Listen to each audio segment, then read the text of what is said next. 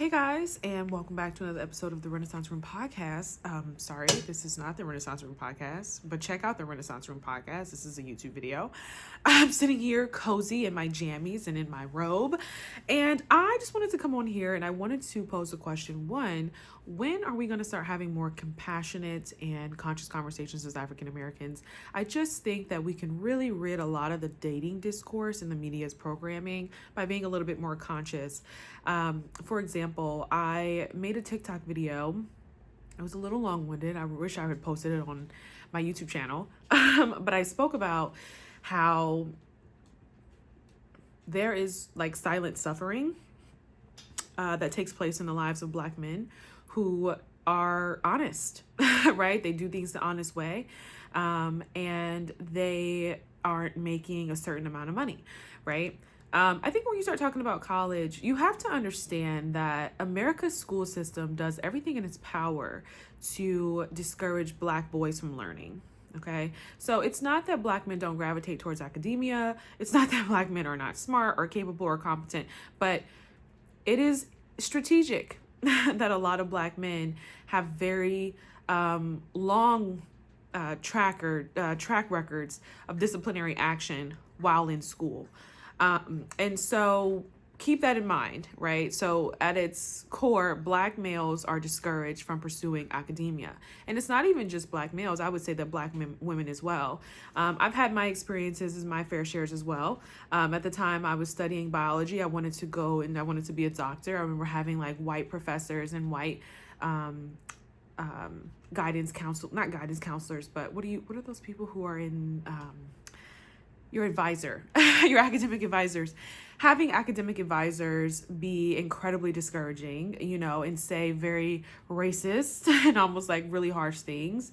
And so what you have is not just, what you have is social conditioning, right? We are conditioned and we're relegated to industrialization. And a lot of people reference W.B. Du Bois, but from what I was reading in Black Bourgeoisie, he was really advocating for this. And, they were kind of like, hey, Black people should go to school and become thinkers. And he was like, no, we need to be workers. So I don't know. Generally, I just think that it's important that we do the readings, and it's important that we all kind of look into context, because, I've heard people reference things and say things, but I'm like, I didn't read that, and I didn't agree with that, So it's important that we recognize that. But nonetheless, it's important that you check your bias, right, in regards to Black men and Black women.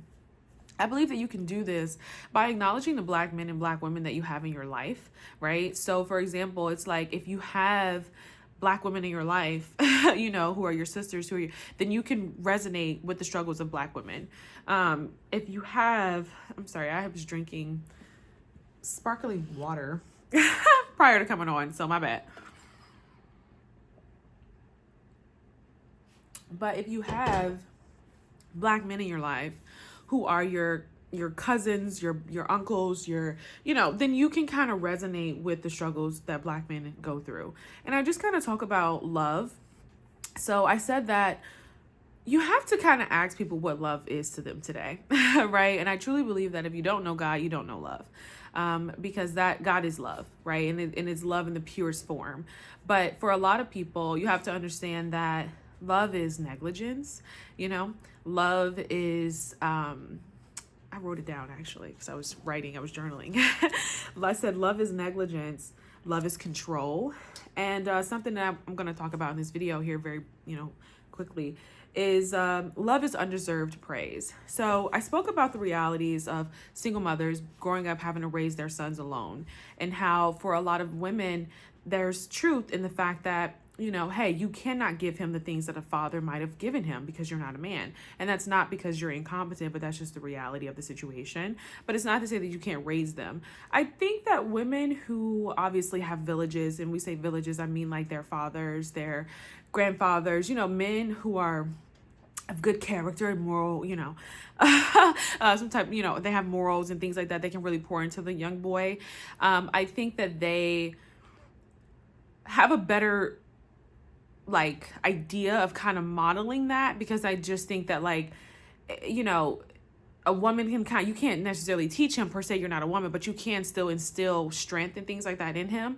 But if you don't have that, if you just grew up around all women, then yeah, you know, and you know, we have to acknowledge that this happens a lot more commonly than we would like to admit. I just got news that a cousin of mine, her son is less than 2. I don't even think he's 2. And her son's father was murdered. So, you know, this happens a lot more than we like to think. It is oftentimes on Black women.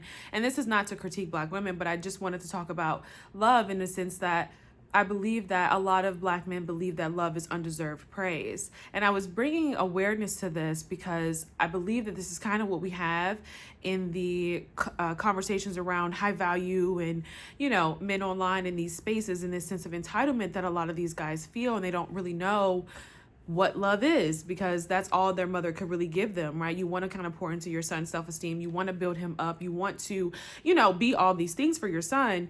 And unfortunately, that's the only thing that you really can give him. And I think a lot of women just quite naturally gravitate towards that, you know, and for a lot of different reasons. You know, there could be fear involved. There could be, you know, a lot of different things. And it's not to say that it's bad, but I do think it's important to kind of just acknowledge where this undeserved praise comes from.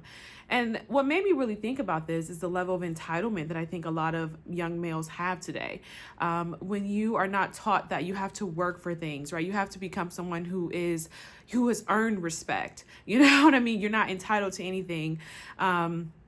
If you don't have that foundation, then you'll very easily gravitate towards the media's conditioning of men today, which essentially says if you are a male and you're within patriarchy, then you are deserving, you are worthy, you are, you know, you are incredible, you are smart, you are more competent, you get all these things. And I just think that not only is it harmful for women, but it's incredibly harmful for men because they're never really able to undergo personal development.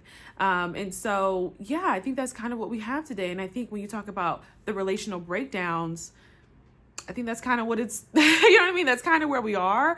And I think that's also why it's happening, and it's happening more commonly. And it's a huge, it's very heavy. You know, it's very heavy when you think about it because this mindset is very prevalent, and it's the mindset of white patriarchal males, right? And so when this mindset starts to kind of make its way into our community, I just think that we have to kind of start having a little bit more conscious conversations. I spoke about the reality that, you know, America's resources are not typically catered towards Black people. If you're wondering, this is why Black people are really big on representation. It's not just a matter of representation, but it's having people in position who look like us, who really can tailor to our needs, because no, seriously, that is the reality, right? The America's resources, what is most common, Western psychology and so forth. A lot of these dynamics don't have anything to do with Black life, Black culture, or our communal issues. And for example, I kind of spoke about this at The Rise. Like I know it was on one of my podcast episodes, like few years back, but I spoke about the rise of Western psychology and just how I felt like it was pretty harmful in regards to the Black community because much of it was not applicable to us. It wasn't applicable to our culture. And it's interesting that I say that because yeah, we got to clock it, right? Like not only are we not in those books, but our culture is not in those books. Our dynamics are not in those books. And I just think that this is the blindness that is being Black and kind of living within American society, right? I gave the example of being someone who's in finance and realizing that it took a while for me to find a budgeting style that actually worked for me because much of the budgeting styles were for, you know, white Americans who do make disproportionately more than Black people, even if they are impoverished, right? Like, so that's very interesting. Speaking of sidebar, it's so interesting too when we think poverty, we think Black people. I was watching the CBS documentary and they were just talking about like, you know, people are going into poverty and things like that. And I just found it to be so interesting. You know, the imagery was of like the Black kids, but I'm like, there are white people who are poor as well. And so again, another fallacy of white supremacy. But yeah, you guys, it's important that we acknowledge that. And I was just talking about, if you want to check out the video, I think my TikTok is linked in my bio, in my link tree. But yeah, I just was talking about that. Like, it's important that we kind of empathize with the times in which we're living in, you know. I think about how for a lot of Black men, it's not even just a matter of like a lack of provision. Sometimes it's just a matter of lack of financial management. If you grew up and you had nothing and you start to get a little bit of something, you may have more of a scarcity mindset. You know, you may not feel comfortable spending money and so forth. And again, these are conscious conversations. This is not me coming from a whole like, oh, I'm a beautiful girl, I deserve X, Y, and Z. Quite frankly, I think it's a little out of touch. But then again, that's just my reality. It's just my reality personally, but yeah. And I don't know, I'm gonna probably end this video because like I said, I just made the entire clip on TikTok, even though I got cut off short a little bit, but definitely go check it out. But yeah.